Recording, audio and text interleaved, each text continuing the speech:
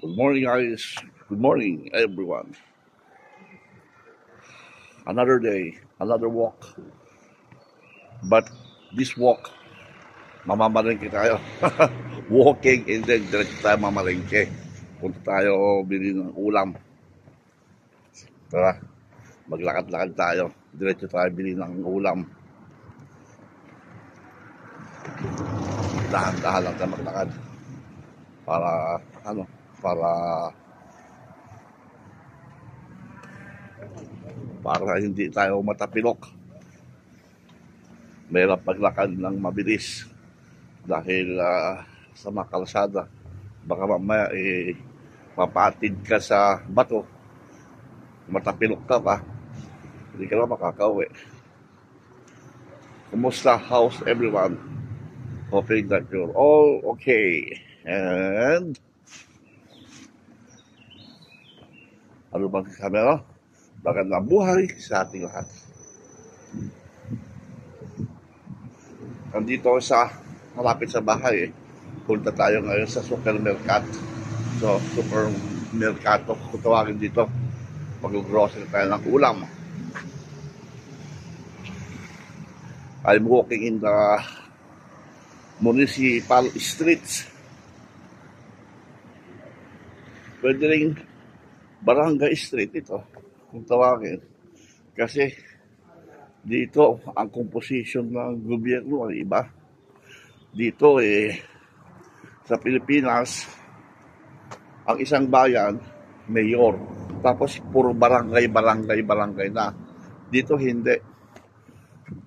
Lahat ng mga barangay dito, yung town proper, ay lahat sila ay may mga mayor. Walang barangay captain dito. Lahat ng mga barangay dito, puro mayor. So, kapag ang isang municipal dito, kung tawagin as a whole, mayroon silang elected na nagkukumand sa kanila, kung tawagin dito ay presidente ng probinsya. Ang tawag sa kanila doon ay provincial president ang tawag nila dito. Pero actually, ang equivalent sa atin is mayor. Kasi dito, wala kasi ditong barangay Ito ang pinaka-city dito. Pag lumagpas kaya dyan sa kabilang barangay is another mayor. So, walang barangay captain dito. Walang barangay captain. Puro mayor lahat ang mga barangay captain dito, even in the city. Pero, within this isang place na ito, ay may isang nagkukumand dito. Yun ang elected nila. Kung tawagin ay provincial president. Yun ang presidente dito na nagkukumand sa lahat dito. Parang mayor sa atin. Nahawak niya lahat. Okay. Dito ako sa eskinita. Pakita natin kung lugar natin. Ba't ayaw mag-reverse?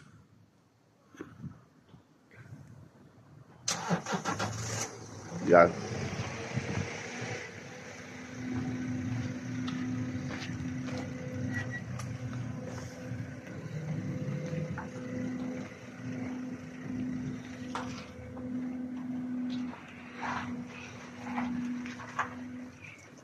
Wala kang makita ditong bahay na single house.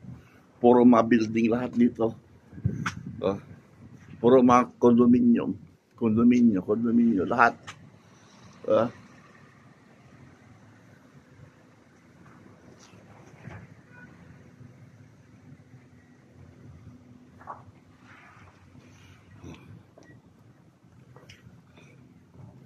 Wala ditong single house. Kapag ang single house dito ay nasa kabilang barangay, lalabas ka within the city.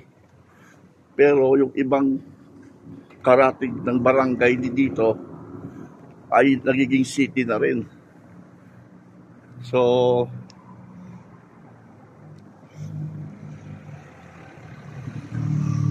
marami na rin silang mga business establishment doon. Kaya dito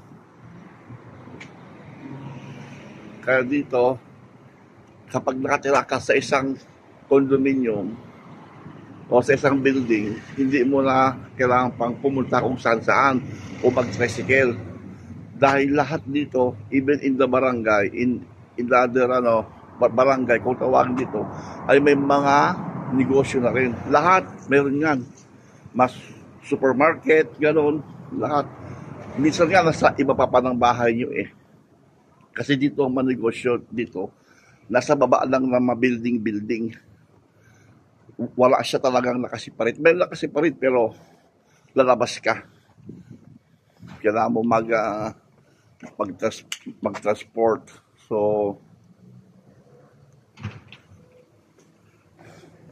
So dito, okay rin. Dahil hindi mo na kailangan pang magsasakyan kung gusto mong makabili. Hindi ka nga lang makakaano.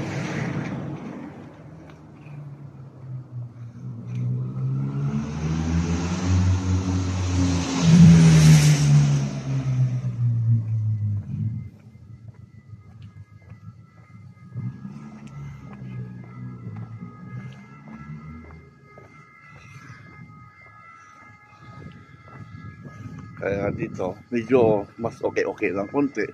Hindi mo na kailangan pa kung saan-saan pumupunta, kung saan-saan, dahil nasa kapitbahay mo lang ang mga tindahan.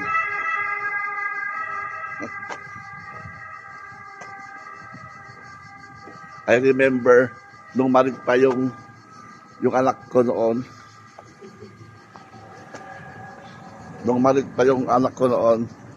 diyan siya laging pupunta. Diyan gusto niya. Sumasakay siya doon sa layo na yon. Ginagawa niyang kabayo. Yung anak kong lalaki. Ginagawa niyang kabayo yung leon doon. Pero ngayon tumubo na. Lumaki na. Dati maliit pa yan eh. Noong malit ang anak ko malit pa yan. Ngayon, lumaki. Tapos, hindi ka na pwedeng maupo doon dahil kailangan lang putulin.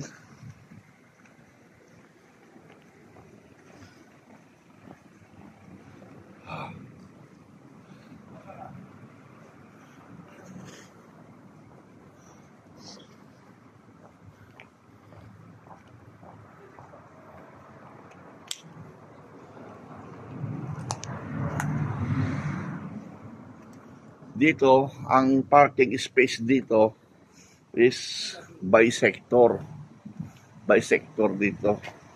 So, lahat ng mga naka-residence dito ay meron kang rights to avail parking card.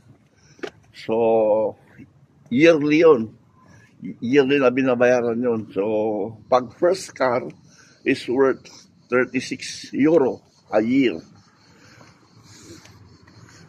Second car, 150 na siya, 158 ang line ng diferensya. Kaya pero mas maganda pag may isa kang kotse kasi maihanap po yung isa ng pwesto.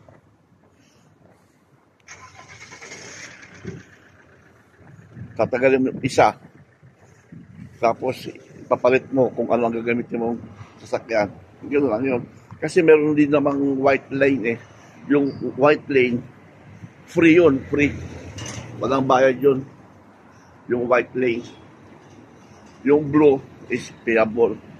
So kung saan ka nakatira, by sector yan. Hinahati nila. Sector 1, Sector 2, Sector 3. Kami nasa Sector 2 kami. Kasi doon kami nakasakop yung bahay namin sa Sector 2. Kaya doon ako pwedeng mag-park lang sa Sector ko kung saan ako.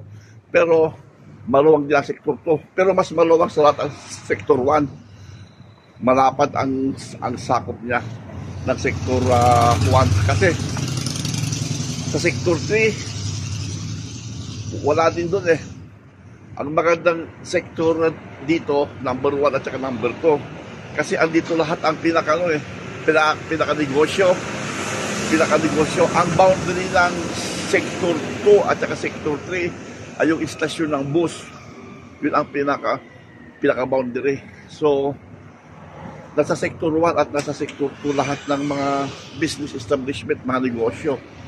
So, mas okay na andito ka nakatira kaysa pag sa Sector 3 ka, maglalakad ka pa papunta ng Sector 1 o sa Sector 2 para bumili ng mga damit, gano'n, bumili ng ano. Kasi gano'n sinabi ko, lahat ng mga negosyo dito ay nasa ilalim lang ng mga building. Nasa ilalim lang. Ano? Kaya pupuntahan ko kayo sa negosyo, sa grocery, nasa ilalim din. At ano, ayun o. Puro man negosyo tama yan o. Kaya negosyo lahat tama yan o. Negosyo lahat. Kaya okay din. Kaya okay rin.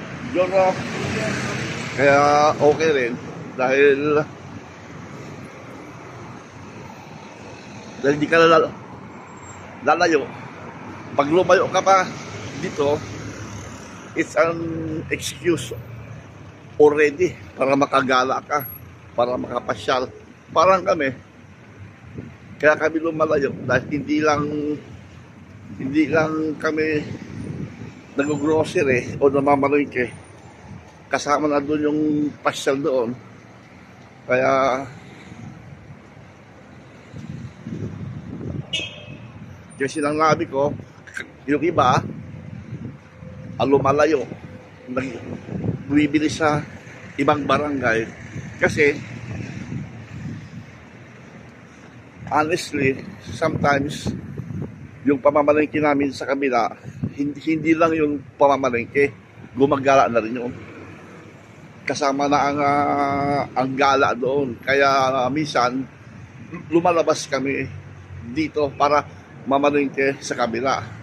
Actually, diretso na yung gala. Kakain ka ng pizza, magbabar ka, magko-coffee ka sa bar, o kakain ka lang mga cake na mga slice cake sa mga bar. May nabibili, mga tinapay na mga matatamis. Marami andun lahat sa mga bar. And then, order ka lang kape, o juice, o cappuccino. Kaya ganoon, diretso gala. Kaya kami minsan, pag namamalengke, lumalabas kami. Dito na ako sa parto. Lapit na. Diyan na lang.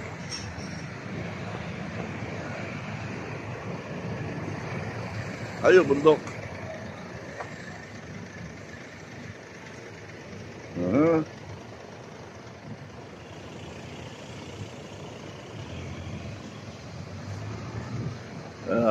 Kita nyo, puro mga buildings dito. Puro mga buildings.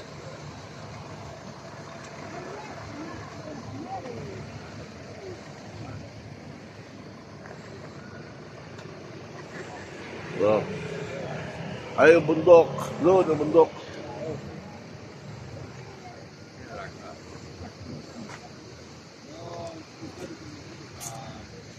Tumino, laglag na lahat ng mga ano. Laglag na lahat yung mga ano.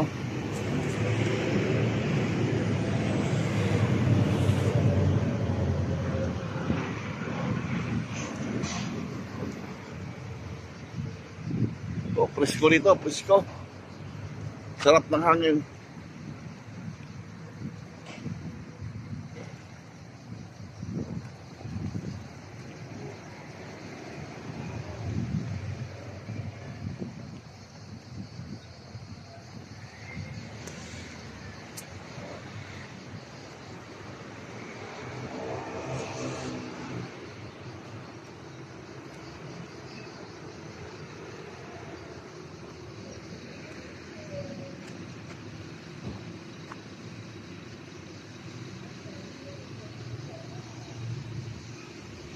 Ayun, may naglaro ng batang kalsyo.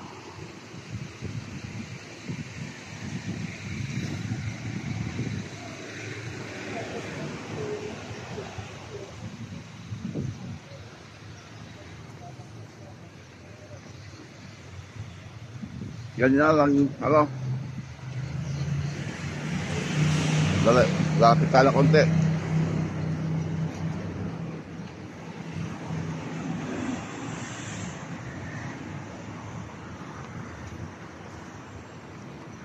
Ito naman, kapag kunwari lumipat ka ng bahay, kung tawagin dito ay trasloko, so mahirap din, lalo pag nakatira ka sa mataas, sa mga 5th floor, 4th floor, o nagpaparepair kayo ng building. Yan ang ginagawa dito. Ganyan ang ginagamit dito. Yan, ganyan o. Ganyan. Pag naglilipat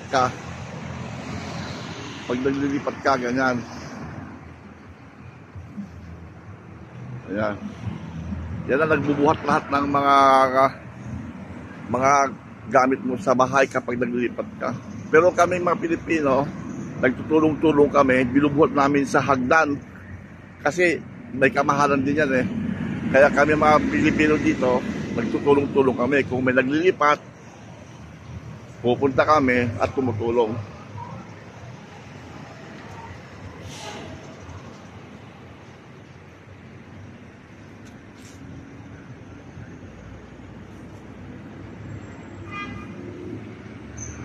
Yan. Pag nagpa-park ka, yan na bayad. Kapag wala kang parking card.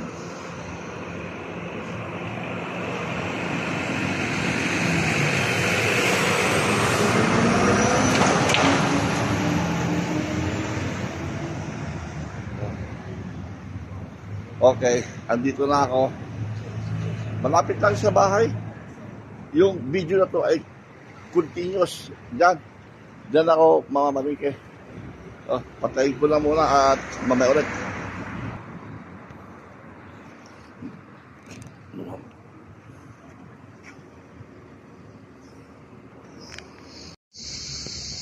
Okay na, nakapamalingke na ako.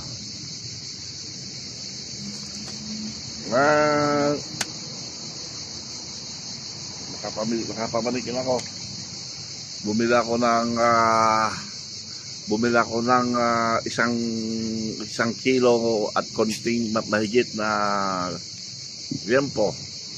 Bumili din ako ng 1.5 kilo na liempo, pero nahati-hati sa maliliit pang grill. Kasi paborito ng anak ko. Bumili ako ng 1.5 kilo. So tapos bumili ako ng talong. Ang talong dito ay malalaki. Malalaki ang talong dito. Malalaki ang talong dito. Malalaki.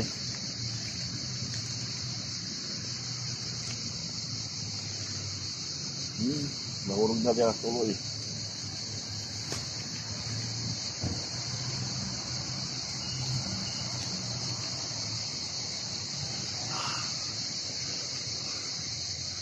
Pwede na. Yung talong pala, alam mo pala ang masarap sa talong. Namimili ako nung hindi ko maalala kung kailan yun eh. A month ago or 2 months ago, hindi ko maalala.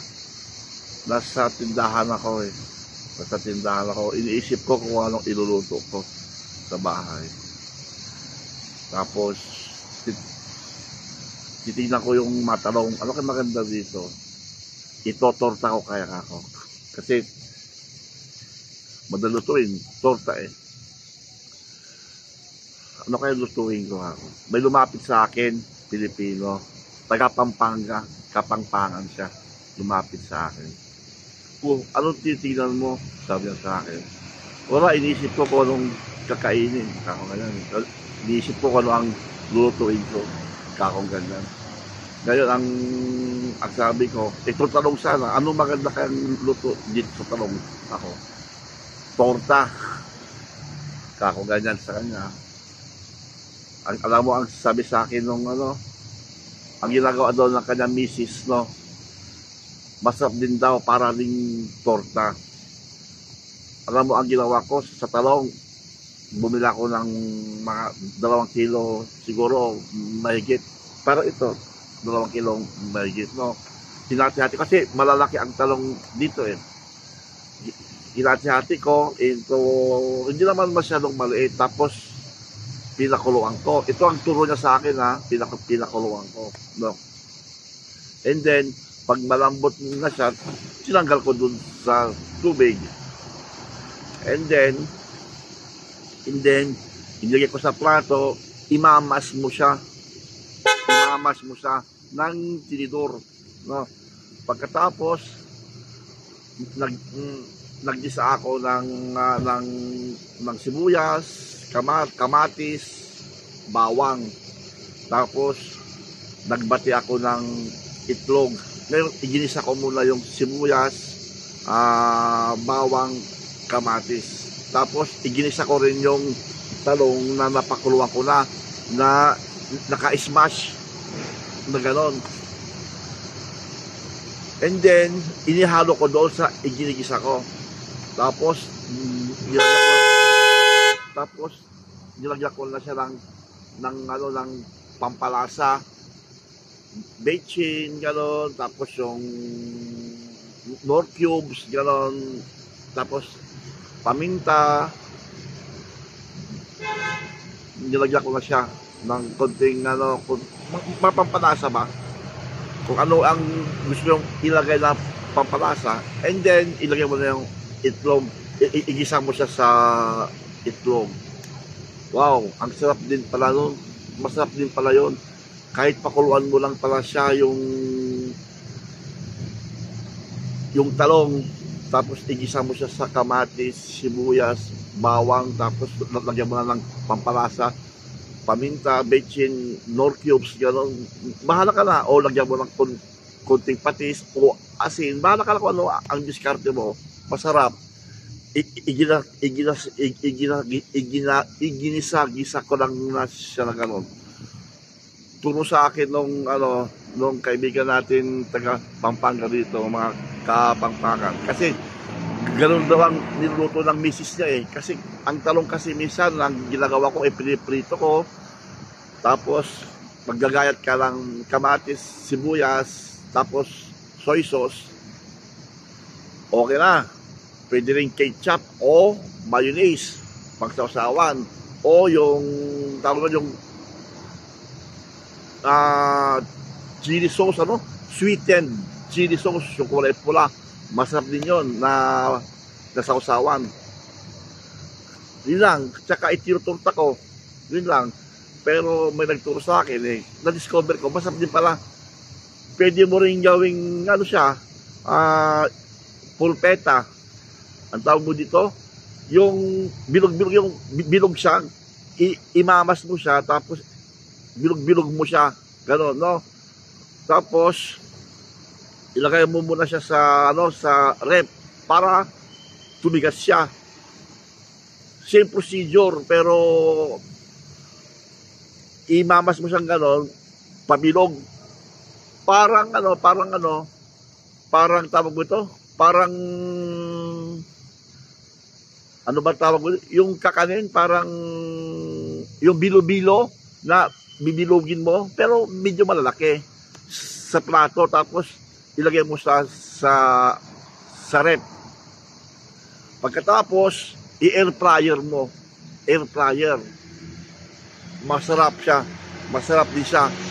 Kasi pag ipiprito mo kasi hindi siya ganong okay. Kasi kapag hindi na siya naka-freeze, nagsisiparate siya. Mas maganda kapag air fryer mo. Ganon din, same procedure, pero bilog-bilogin mo siya, ilagay mo sa freezer hanggang tumigas siya, and then air fryer mo. Ang sarap din. Ang sarap. So, pwede mo sa ikain sa kanin. Yun ang pinalagyan ko ngayon. Ewan ko kung ano ang lutuin ko. Baka saka na siguro ako mag-grill. Parang nung nakarang araw, nag-grill ako ng ng liempo na pinatabas ko na maliliit, no? Eh hindi naubos nung mag-ina ko, hindi naubos. Kasi tatatlo naman kami dito sa bahay. Kasi ang anak kong lalaki ay wala dito. May trabaho siya sa ibang lugar, malayo siya dito. Pupunta siya dito kapag mayroon siya nakuwang bakasyon, gano'n. Gaya ngayon, pauwi siya ngayon dahil birthday ng kanyang kapatid, yung bunso ko anak ay mag-birthday siya, kaya uwi siya by 2 weeks from now, andito na siya. Pero saglit lang siya dahil nga may trabaho siya eh. So tawag mo ito? Ano bang kikwento ko? Yun. Ang talong ay masarap din. Masarap din siya kahit ganong simple lang. Pwede mo lang ikain ng kanin. Pwede rin walang kanin. Pwede mo rin gawing ano siya, aperatibo. Ano ba tawag mo sa aperatibo? Yung pang ano lang, pang dut-dut mo lang.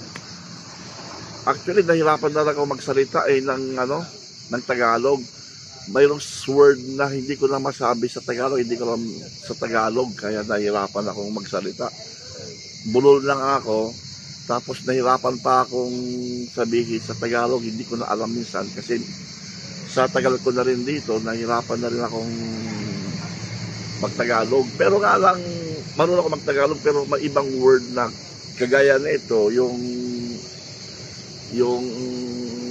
naka-oven, naka-alporno. Alporno, ano ba ibig sabihin na naka-alporno? Naka-oven pala. Naka-alporno, naka-oven. Ipapasok mo siya sa oven. So, mahirap din ang language ng Pilipinas, lalo pag nasanay ka na dito sa ibang dialect. Kaya ngayon, pauwi na ako sa bahay. Hindi ko alam kung anong lutuin ko ngayon. Yung pala, nakalimutan ko sabihin yun.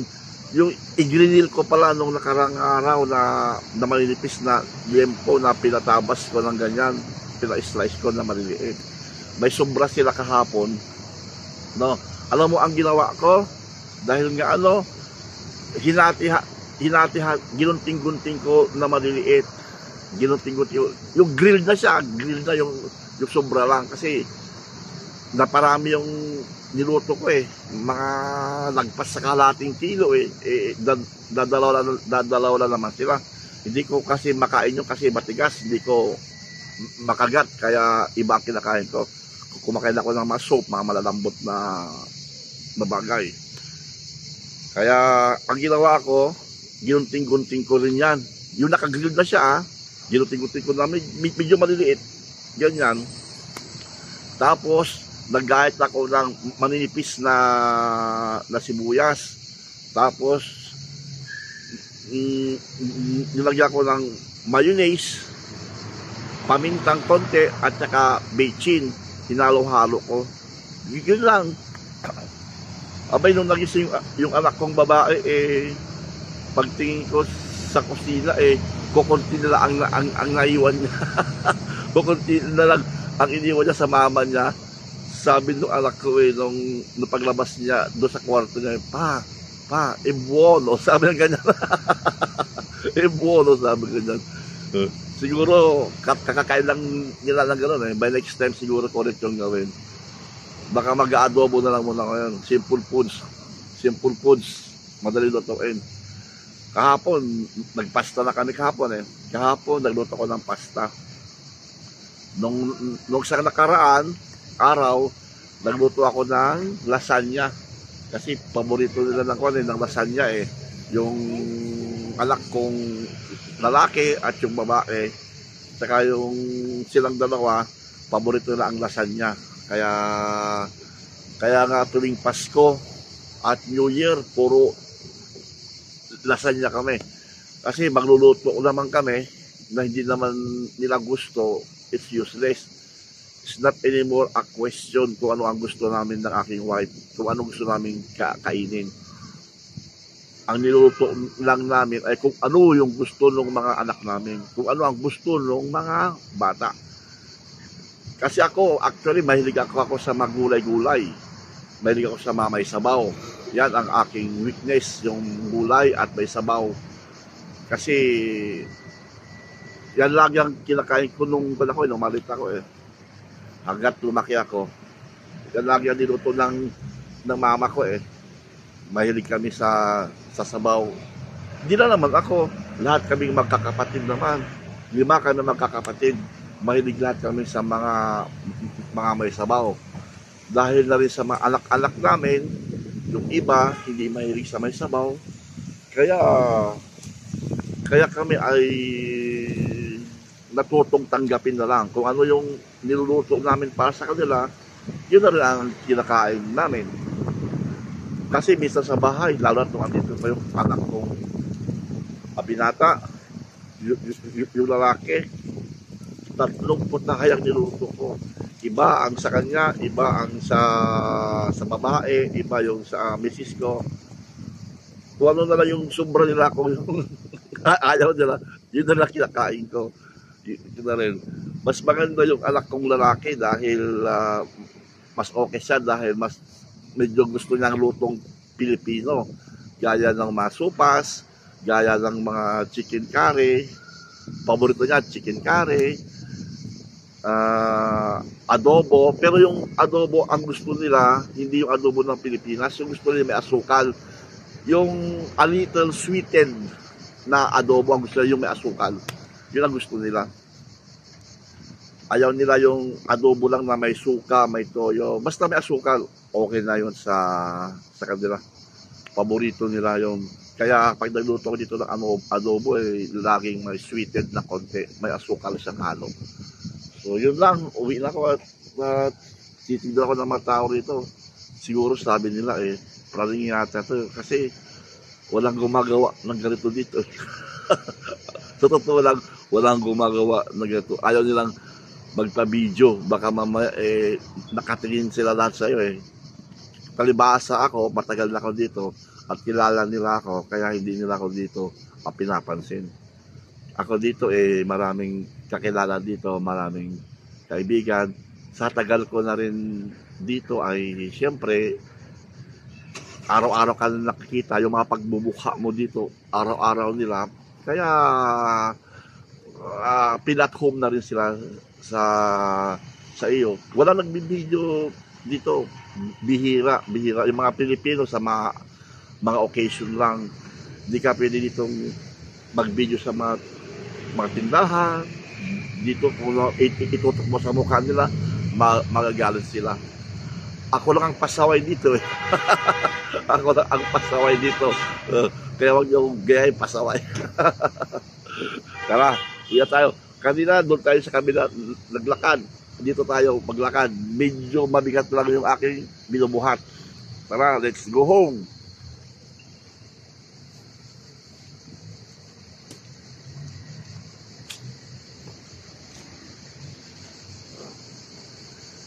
Yan lang, nagwawalis ng mga streets namin, ganyan. Yan ang uniform nila. Yan. Yung pantalon ngayon, ganoon ang uniforme ng mga nagtatrabaho sa kalsada. Kahit na subcontractor ka ng Department of Public Works and Highways dito, even the subcontractors, lahat ng mga trabahador, ganyan ang uniforme nila. Pag nasa streets ang trabaho mo, ganyan ang uniforme nila. Ganyan. Even the government employees dito, pag nasa kalsada ang trabaho mo, ganun ang suot mo. Masuk na dito. Nasa ibang kalsadang dinaanan natin.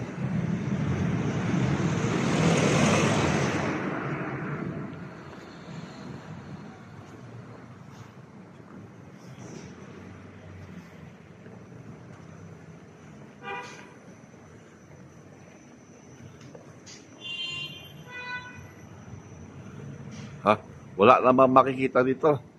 Putulin ko na muna. ang video. Doon ko na lang ipapakita sa bahay mamaya. Ay, pag malapit na tayo sa bahay. Malapit naman tayo sa bahay. Diyan na lang, oh.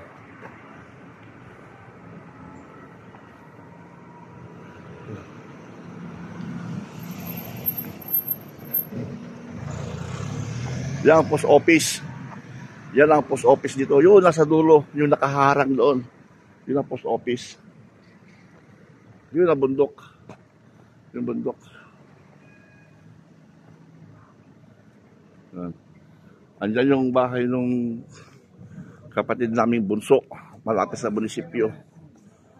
Yung bunso namin kapatid, andyan yung bahay. Kami banda doon sa taas. Magkakalapit kami. Yung isa doon sa banda sa taas. Tatlo kaming magkakapatid na magkakalapit ng bahay. Yung bunso andito sa malapit sa sitio. Yung isa doon sa malapit sa istasyon. Yung isa.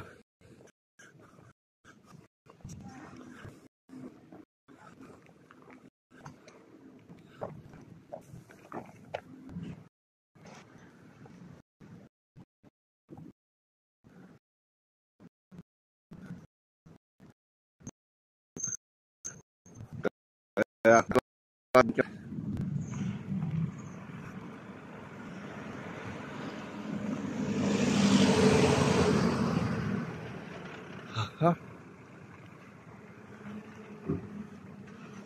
hindi ko makita yung video kung naka-play o naka-on. Hindi nga natin. Ano to? Naka-on ba to o naka-off?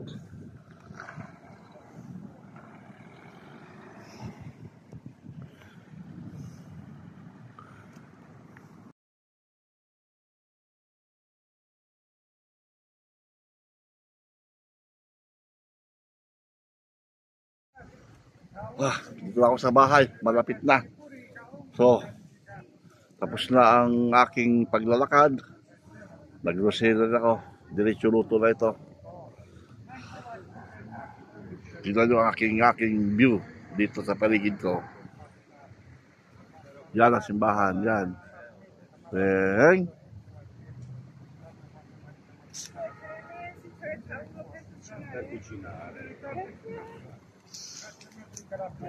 yun yung bundok.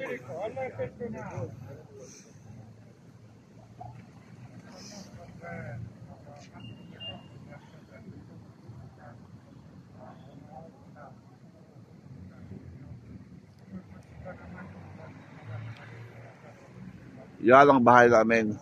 Yan ang bahay namin. Oh, yan ang bahay namin. Yan yung punong kahoy. Yan.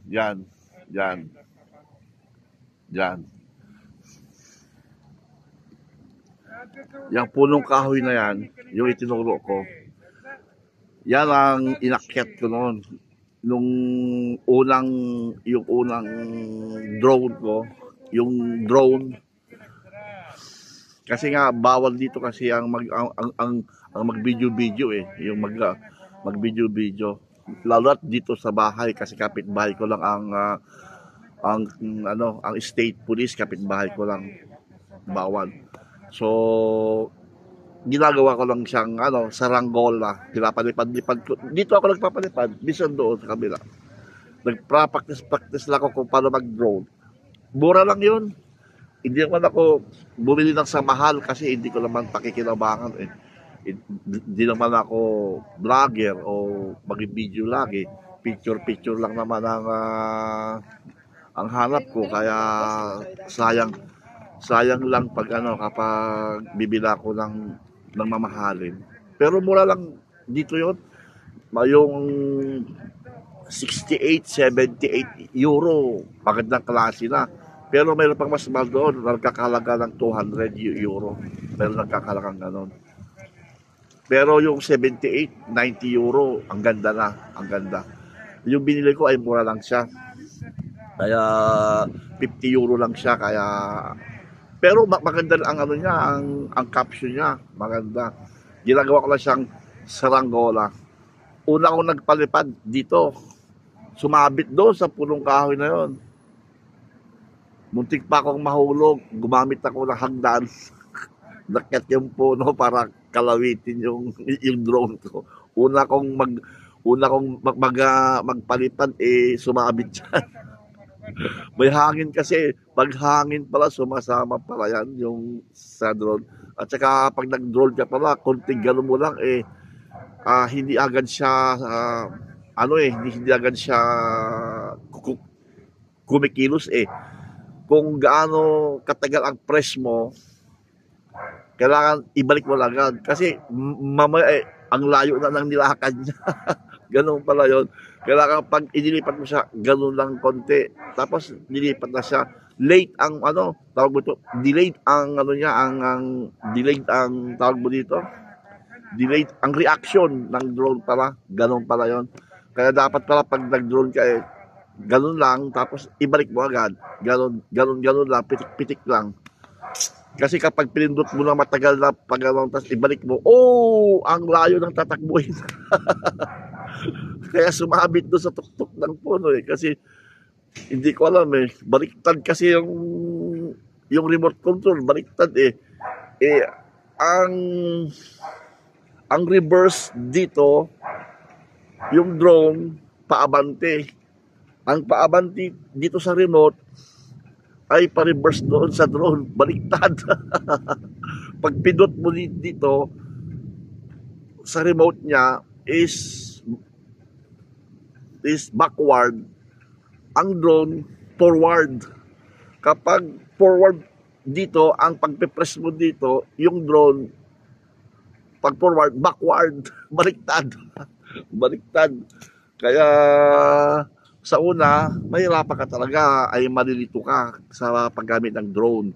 Pero unti-unti, mapapag-aralan mo at matututo ka rin kung paano ang gumamit ng drone. Pero maganda siya pag mag-picture-picture ka. Bawal kasi dito tsaka kailangan ng license. Kailangan ng license. Pwede ka namang kumuha ng license, madali lang. Pwede ka namang mag-drone dito kung gusto mo. Mayroon naman dito iba na nagdo-drone, wag lang sa mga may privacy. Kaso the problem is kapag sumabit ka, kapag nakadisgrasya ka, or pag nag-drone ka, nahulog sa kotse ng ibang tao at nagasgasan mo, o nakatama ka ng tao, pag nasugatan mo sila, tatawag ng pulis yan. Hahanapan ka ng license. Pag wala kang maipakita, disgrasya ka. Babayaran mo yung damage noon, ma-inquest ka pa. Ma-inquest ka pa, madidemanda ka, magbabayad ka, magbumulta ka pa, kukuhanin pa ang kukuhanin pa yung drone mo. Kaya it's better na wag na lang. Kung magdo-drone ka, kung magpipicture ka, mag-video ka, kayo lang mga Pilipino. Kung kunwari nasa activities kayo, na kayo lang, closed door, pwede. Pero pag nasa labas ka, mahirap kasi makakatama ka ng ibang tao na hindi mo kakilala, hindi mo kaibigan, tapos bumagsak doon sa kotse nila. Ay, pag tumawag yan ng pulis, diyari ka. Multa ka na, mag-question ka pa. So, mahirap. So, mas maganda kapag gawin mo lang saranggola. Gawin mo lang saranggola dito, tapos ma-picture-picturean mo pa sila, ay nako, privacy yun. Privacy yun. Napakahalaga dito ng privacy. Kaya gawin mo lang saranggola sa walang tao para hindi ka makatama. Umuulan na. Ayan na, umaambon na. Biglang dumilim. Umaambon na. Sibat na ako. Nice talking to guys. Salamat. Bye-bye. And let's continue walking. Andun na yung exercise saka diet, kasama yun doon. Okay, bye-bye.